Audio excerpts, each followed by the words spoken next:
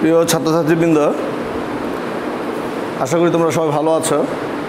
আমরা মহামারী কোভিড-19 এর আবদ্ধে আছি এবং দীর্ঘদিন প্রায় ৩-৪ মাস আমরা পড়াশোনা থেকে দূরে আছি। তারপরও আমরা চেষ্টা করছি স্পেনীয় উচ্চ বিদ্যালয়ে আয়োজিত অনলাইন ক্লাস। আশা করি তোমরা আমাদের এই ক্লাসগুলোকে ফলো করছো এবং এর প্রমাণ আমরা পেয়েছি। তো আজকে আমরা দশম শ্রেণীর বিজ্ঞান ক্লাস নিয়ে আলোচনা করব। এসো বলকে জানি, এই চ্যাপ্টারটি অত্যন্ত গুরুত্বপূর্ণ একটি চ্যাপ্টার। আশা করি তোমরা সবাই এর যে কাজগুলো দেওয়া হবে বা কাজগুলো করানো হবে সেগুলো দেখবে এবং তোমরা বাড়িতে বসে এগুলো প্র্যাকটিস করবে। এসো বলকে জানি, প্রথমে আমার জানতে হবে বল কি। আমরা বাস্তবিক জীবনে বলের অনেক ব্যবহার দেখে থাকি। যেমন আমরা কোনো জিনিস এক জায়গা থেকে অন্য জায়গায় নিতে হলে আমাদেরকে অবশ্যই সেটাকে ধাক্কা বা টান দিতে হয়। এই ধাক্কা বা টান এটাই হচ্ছে বল। তাহলে আমরা যদি বলের সংজ্ঞা বলি তাহলে সংক্ষিপ্ত আকারে বলবো যে বল হচ্ছে ধাক্কা বা টান। ধাক্কা বা টান। আমরা কোনো একটি স্থির বস্তুকে এক স্থান থেকে অন্য স্থানে সরাতে চাই, তখন আমাদেরকে জোরে ধাক্কা দিতে হয়। এই যে ধাক্কা দিলাম, বস্তুটি স্থানান্তরিত হলো, এটাই হলো বল। তাহলে কোনো গতিশীল বস্তুকে গতিশীল এবং স্থির বস্তুকে আরও গতিশীল করা বা স্থির বস্তুকে গতিশীল করা, আবার গতিশীল বস্তুকে স্থির করা, যেটা প্রয়োগ করা হয় সেটাই হচ্ছে বল। বলের একক কি? বলের একক হলো নিউটন। বলের একক নিউটন। এরপরে আসতেছে অত্যন্ত গুরুত্বপূর্ণ একটা জিনিস, জড়তা। কোনো বস্তু তার পূর্বের অবস্থায় থাকতে চাওয়ার যে প্রবণতা তাকে বলা হয় জড়তা। আমরা একটু উদাহরণের মাধ্যমে দেখতে পারি। আমরা অনেক সময় গাড়িতে চড়ি।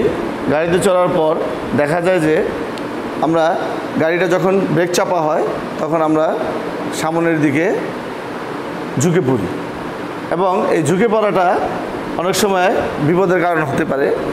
এই জন্য আমাদের গাড়িতে চড়ার পর ড্রাইভার কী করে? সিট বেল্ট ব্যবহার করে। এবং এই সিট বেল্ট ব্যবহার করার কারণটাই হলো যে সে যাতে সামনের দিকে ঝুঁকে তার যে সামনের যেদিকে যে কাজ থাকে সেটার মধ্যে লেগে না যায় বা দুর্ঘটনায় কবলিত না হয়, সেই জন্য সে সিট বেল্ট ইউজ করে। আবার যখন ব্রেক চাপার পর ব্রেক স্থির হয়ে যায় তখন আমরা আবার পিছনের দিকে হেলে পড়ি। তাহলে আমরা জানবো যে এখন বলের পরিমাণ কীভাবে নির্ণয় করতে হয় এবং এই জায়গায় এই জড়তাটা কয় ধরনের।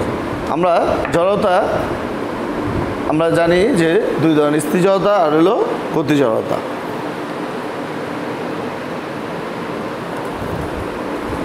এখন আমরা জানবো বলের পরিমাণ এবং এই নিউটনের দ্বিতীয় সূত্র এবং প্রথম সূত্র, দুটোই আমাদের জানা দরকার আছে। স্যার আইজ্যাক নিউটন যে সূত্রগুলো করেছে তার প্রয়োগগুলো আমরা দেখব। যে বস্তুর গতির অবস্থা পরিবর্তন করতে হলে স্থির বস্তু গতিশীল করতে হয় বা গতিশীল বস্তুর গতি পরিবর্তন করতে হলে প্রয়োগ করতে হবে বস্তু জড়তার কারণে এই বল প্রয়োগ করতে হয়। যে বস্তু জড়তা যত বেশি তার অবস্থা পরিবর্তনের জন্য তত বেশি বল প্রয়োগ করতে হবে। তাহলে জড়তার পরিমাণ হচ্ছে ভর। সুতরাং যে বস্তুর ভর যত বেশি গতির বস্তুর পরিবর্তন সেই বস্তুর বল তত বেশি প্রয়োগ করতে হয়। আমরা একটু সূত্রের মাধ্যমে এটাকে দেখব। বস্তুটির বেগ কতখানি পরিবর্তন হয়েছে দ্বিতীয় সূত্রটি দেখা যায়। দ্বিতীয় সূত্রটি হলো বস্তুর ভরবেগের পরিবর্তনের হার বস্তুর উপর প্রযুক্ত বলের সমানুপাতিক।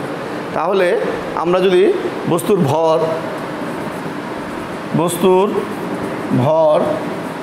m বলি, বস্তুর ভর m এবং বেগ বস্তুর বেগ v এবং বস্তুর ভরবেগ p ধরলে দাঁড়াচ্ছে p = mv। অর্থাৎ বস্তুর ভর এবং বেগের গুণফল হলো বস্তুর ভরবেগ। যদি কোনো বস্তুর ভরবেগ পরিবর্তন না হয় তাহলে বস্তুর ভরবেগের পরিবর্তন হচ্ছে পরিবর্তনের সাথে সাথে ভরের গুণফল। অর্থাৎ m ভরের কোনো বস্তু u বেগে চললে বেড়ে b হয়, তাহলে পরিবর্তন হবে বস্তুর পরিবর্তন, ভরবেগের পরিবর্তন, বস্তুর ভরবেগের পরিবর্তন m into v minus u, এবং যে সময় ব্যয় হবে, আমি ক্লাসটা লিখে দিচ্ছি, ডেট 29/8/2020, ক্লাস 10,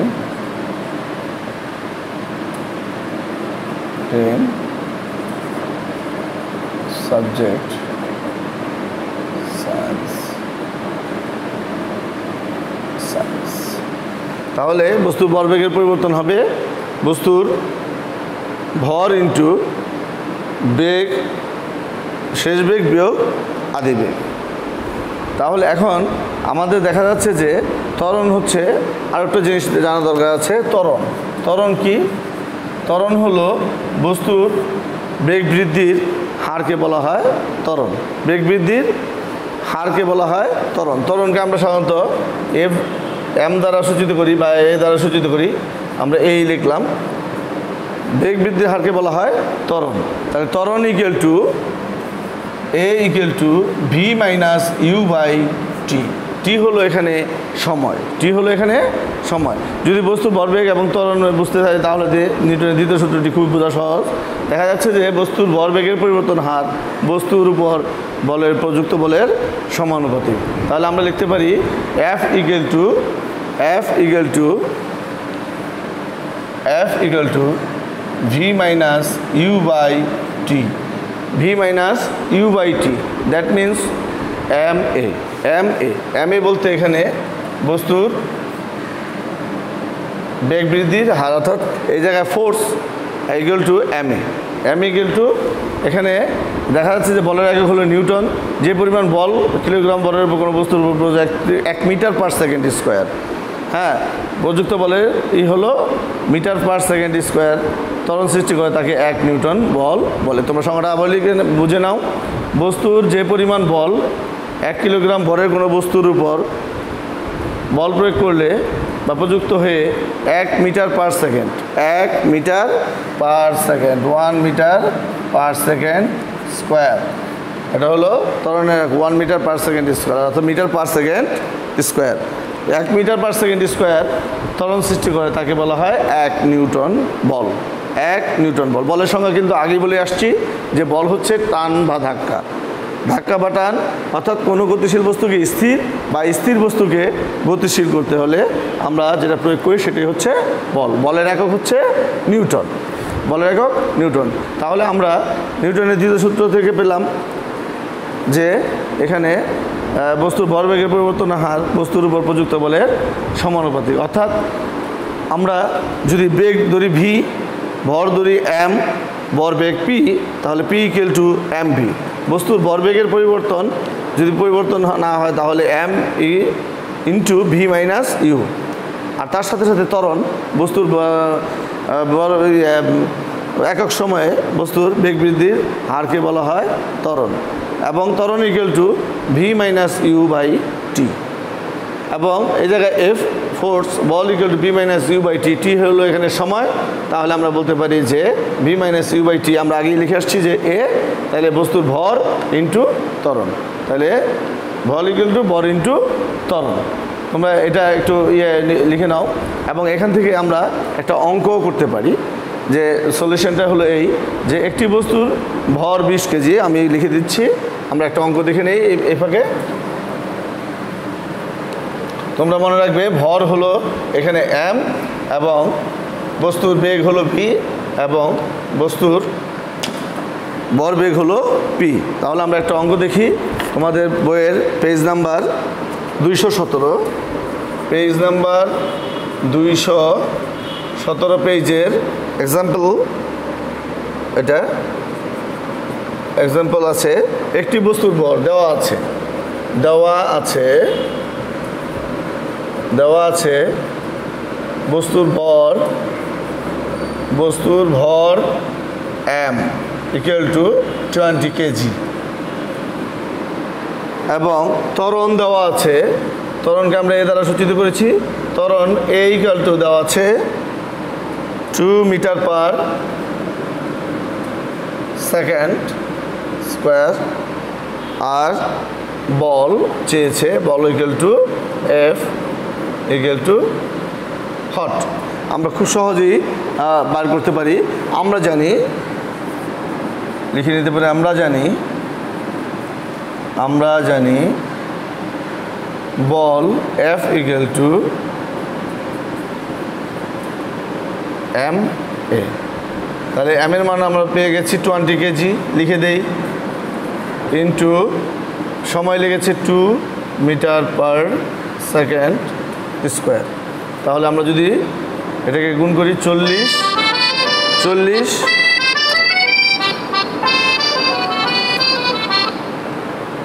তাহলে এখানে কী দাঁড়াচ্ছে 40 নিউটন। আমরা আগেই শিখেছি যে বলের একক নিউটন, 40 N বা নিউটন লিখতে পারো, নিউটন। হয়ে গেল অঙ্কটা আনসার, এটি আনসার। তোমরা যদি এখান থেকে আরেকটা জিনিস বাই করতে পারো, বল F ইকুয়াল টু ma, বা আমরা এটাও লিখতে পারি ma ইকুয়াল টু F বা m equal to F by a, অথবা এই জায়গায় আরেকটা জিনিস বাই করতে পারো, a equal to F by m। আমরা একটা অঙ্ক এখানে সলিউশন দেখলাম যে বস্তুর ভর m 20 কেজি, ত্বরণ দেওয়া আছে a equal to 2 metre per second square এবং ত্বরণ দেওয়া আছে 2 মিটার পার সেকেন্ড স্কোয়ার, বল ইকুয়াল টু হট। তাহলে বল ইকুয়াল টু ma, তাহলে এটা 20 কেজি ইন্টু 2 40 নিউটন। তাহলে এখন দেখা যাচ্ছে যে আমাদের বলের পরিমাণ হলো 40 নিউটন। এরপর আমরা যাব ক্রিয়া ও প্রতিক্রিয়া, অ্যাকশন এবং রিঅ্যাকশন। আমরা জানি বইটির ওজন আছে, বল তার কাজ হচ্ছে। তাহলে আমরা নিচের দিকে বল প্রয়োগ করে বস্তু গতিশীল, বস্তুকে গতিশীল নয়, বইটি স্থির।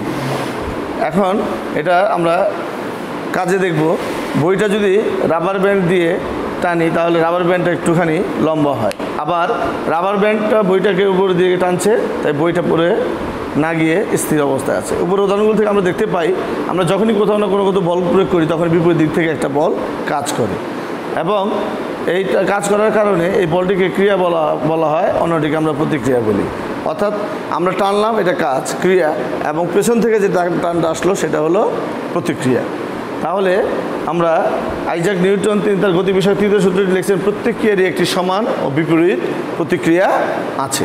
আমরা তৃতীয় সূত্রটা একটু দেখে নেই।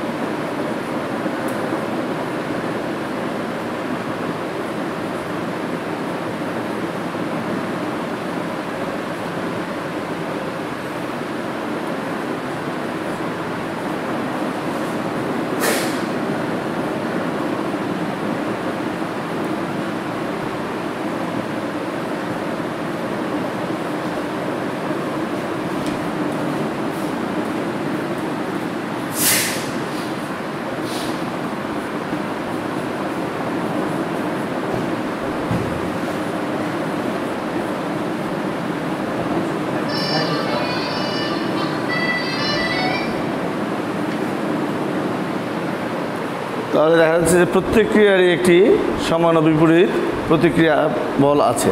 ক্রিয়া প্রতিক্রিয়া বল সবসময় একটি অন্যটির উপর কাজ করে, কখনই একটি বস্তুর উপর কাজ করে না। অর্থাৎ এ বস্তু বি বস্তুর উপর বল প্রয়োগ করলে বি বস্তু এ বস্তুর উপর বিপরীত দিক সহ সমান ক্রিয়া। ধরি একটি বস্তু এ, অপর একটি বস্তু এ অপর একটি বস্তু বি। যখন আমি এই বস্তুকে ক্রিয়া করব তখন বি বস্তু এটার একটা প্রতিক্রিয়া হবে, আবার বি বস্তুর উপর ক্রিয়া করলে এই বস্তুর একটা প্রতিক্রিয়া আসবে। তাহলে আমরা নিউটনের তৃতীয় সূত্রে দেখলাম যে প্রত্যেক ক্রিয়ার একটি সমান ও বিপরীত প্রতিক্রিয়া বল আছে। তাহলে ক্রিয়া প্রতিক্রিয়ার কয়েকটি উদাহরণ আমরা আরও দেখে নেব।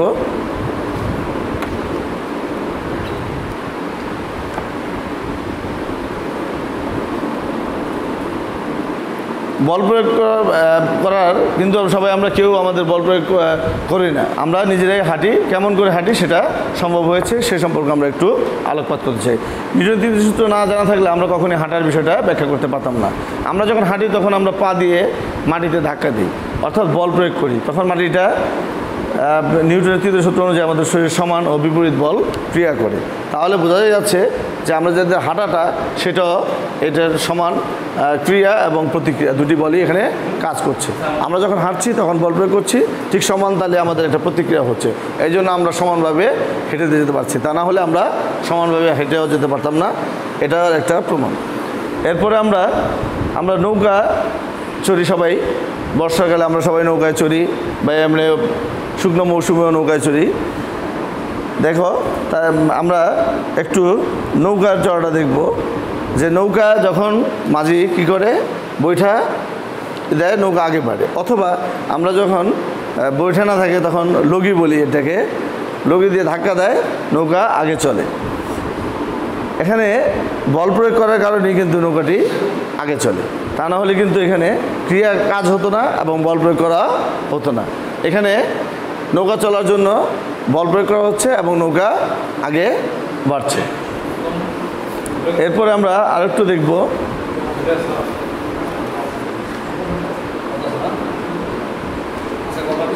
বলের প্রকৃতি। বলের প্রকৃতি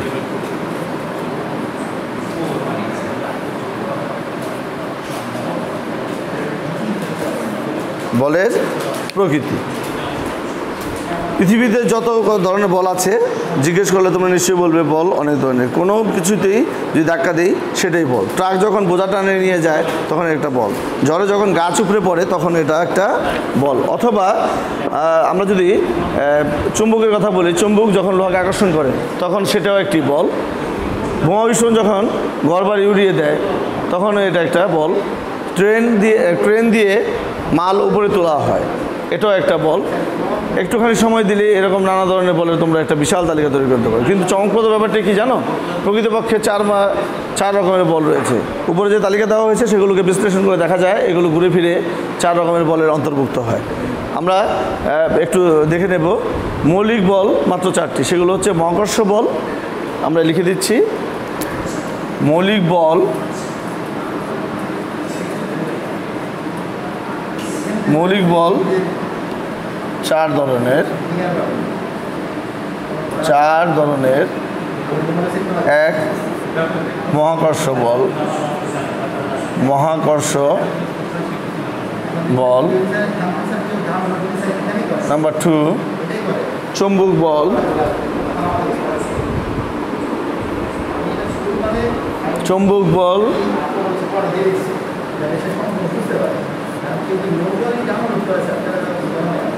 চুম্বক বল,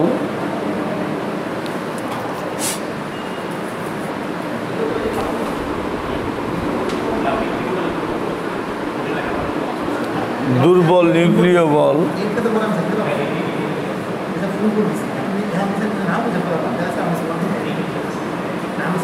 নিউক্লিয় বল ও সবল নিউক্লিয়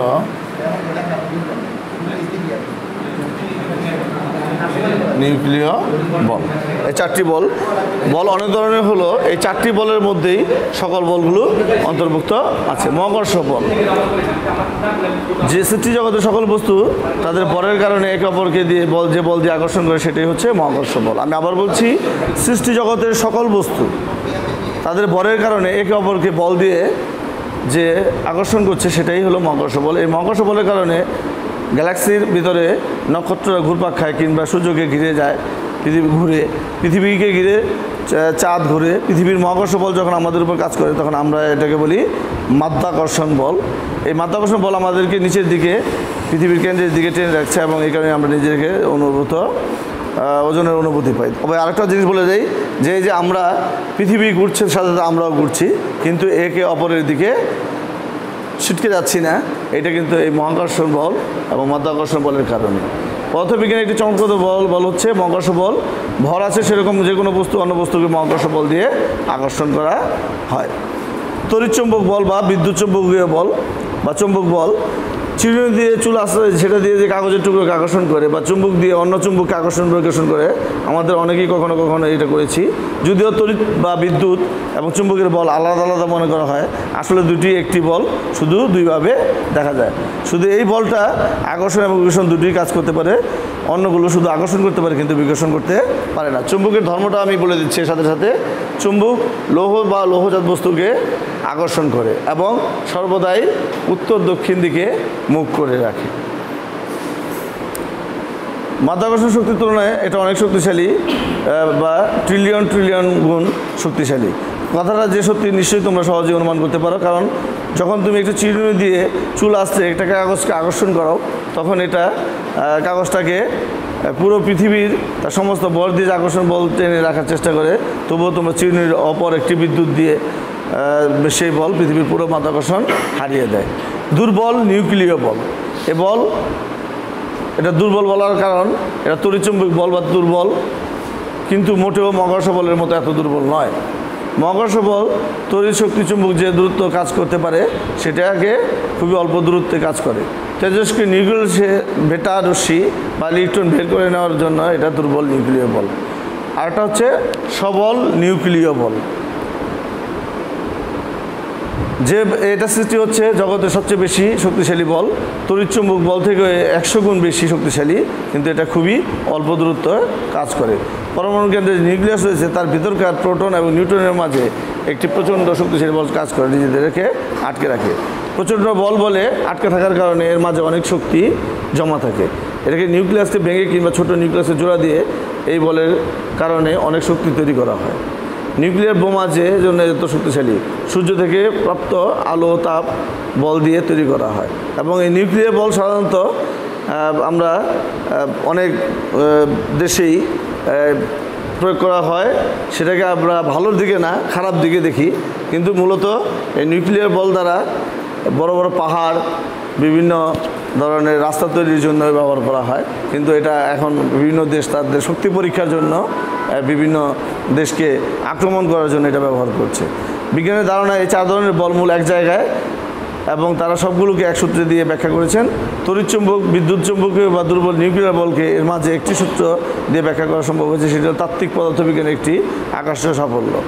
কাজেই তুমি বলতে পারো 3 ধরনের মহাকর্ষ, ইলেকট্রোউইক এবং নিউক্লিয়ার বল, কেউ এটাকে ভুলে অন্য বলতে পারবে না। অন্যগুলোকে এক সূত্রে গাঁথার জন্য বিজ্ঞানীরা কাজ করছেন। তাহলে আমরা বলতেই পারি বলের মৌলিক বল 4 ধরনের: মহাকর্ষ বল, চৌম্বক বল, দুর্বল নিউক্লিয়ার বল এবং সবল নিউক্লিয়ার বল।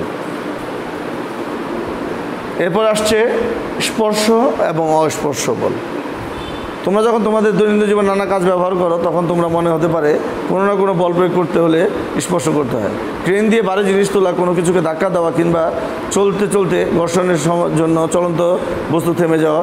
আবার লক্ষ্য করে দেখা যায় যে কোনো কোনো বল প্রয়োগের জন্য স্পর্শ করতে হয় না। কোনো কিছু ছেড়ে দিলে মাধ্যাকর্ষণ বলের জন্য নিচে পড়া চুম্বকের আকর্ষণ, কাজেই আমরা বলকে স্পর্শ এবং অস্পর্শ এই 2 ধরনের বলে ভাগ করতে পারি। স্পর্শ বলের উদাহরণ হিসেবে আমরা ঘর্ষণ বল নিয়ে আলোচনা করতে পারি। যদিও আমরা ঘর্ষণ বলকে স্পর্শ বলের উদাহরণ হিসেবে আলোচনা করছি, কিন্তু তোমরা নিশ্চয়ই বুঝতে পারছো আমরা এখানে স্পর্শ করছি, বল ধারণা করছি, সেখানে কিন্তু পরস্পরের অনুপরমাণু তাদের ঘিরে ঘূর্ণায়মান ইলেকট্রন সরাসরি স্পর্শ দিয়ে নয়, তাদের তড়িৎচুম্বক বল দিয়ে আমরা আকর্ষণ করছি। তাহলে আমরা বল 4 ধরনের পরেও আরও 2 ধরনের বলের কথা বললাম, সেটা হলো স্পর্শ বল এবং অস্পর্শ বল।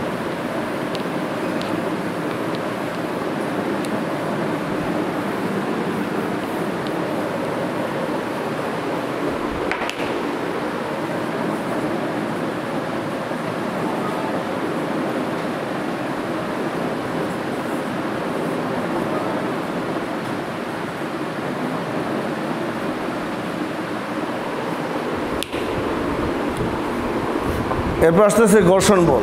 ধরা যাক একটি টেবিলে কোনো একটা কাঠের টুকরা এবং সেই কাঠের টুকরার উপর বল প্রয়োগ করা, সেখানে ত্বরণ সৃষ্টি করতে যাচ্ছি।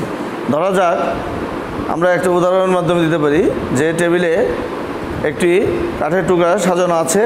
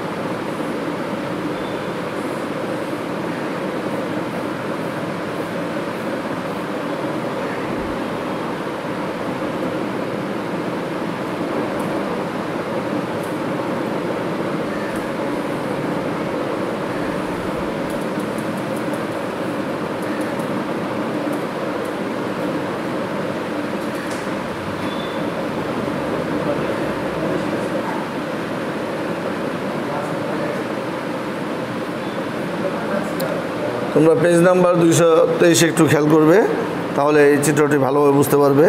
কাঠের টুকরার উপর যদি খানিকটা ওজন বসিয়ে দিই, সেখানে যাবে ঘর্ষণ বল আরও বেড়ে গেছে। ঘর্ষণ বল কীভাবে তৈরি হয় ব্যাপারটা বুঝতে পারলে আমরা দেখব যে এতে অবাক হওয়ার কিছু নেই। যদিও আপাত দৃষ্টিতে কাঠ টেবিলকে কিংবা যে দুটো তলদেশের মাঝখানে ঘর্ষণ হচ্ছে অনেক মসৃণ হয়, কিন্তু অনুবীক্ষণ যন্ত্র দিয়ে দেখলে তা সব তলদেশে একজোড়া সমান এবং এবড়ো থেবড়ো অনেকগুলো যখন একে অন্যকে স্পর্শ করে বা খাঁজকাটাগুলো একে অন্যের সাথে আটকে যায়, সেটার কারণে গতি বাধাপ্রাপ্ত হয়। আমরা যদি বিপরীত দিকে ঘর্ষণ বলে জন্ম হয়, যদি দুটো তলদেশে আরও চাপ দেওয়া হয়, তাহলে এক এবড়ো থেবড়ো অংশ আরও বেশি অন্যকে স্পর্শ করবে, একটি খাঁজ অন্যটির আরও গভীরভাবে ভিতরে ঢুকে যাবে, ঘর্ষণ বলে আরও বেড়ে যাবে। ঘর্ষণের জন্য তাপ সৃষ্টি হয়, সেটা অনেক সমস্যা। যেমন গাড়ির সিলিন্ডারের পিস্টনকে ওঠানামা করার সময় সেখানে ঘর্ষণের জন্য তাপের সৃষ্টি হয়, আর সেই তাপ নিয়ন্ত্রণ করার জন্য গাড়ির ইঞ্জিনকে শীতল রাখার জন্য রাখতে হয় এবং সেখানে পাখা বা ফ্যান ইউজ করা হয়, তাই সেখানে ঘর্ষণ কমানোর জন্য সাধারণ ব্যবস্থা নেওয়া হতে পারে। তাহলে আমরা দেখা যাচ্ছে যে এসব বলকে জানি এই চ্যাপ্টারের একটি সমাধানও দেখলাম এবং সাথে সাথে বিভিন্ন প্রকার বলের উদাহরণ জানলাম। আশা করি তোমরা এইটা বুঝতে পেরেছ, আর বাড়িতে আরও বেশি বেশি অনুসরণ করবে এবং এই চ্যাপ্টারটা তোমরা সম্পূর্ণভাবে শেষ করতে পারলাম না সময়ের অভাবে, তোমরা আরও দেখবে আর নিরাপদে থাকবে এবং বেশি বেশি পড়াশোনা করবে।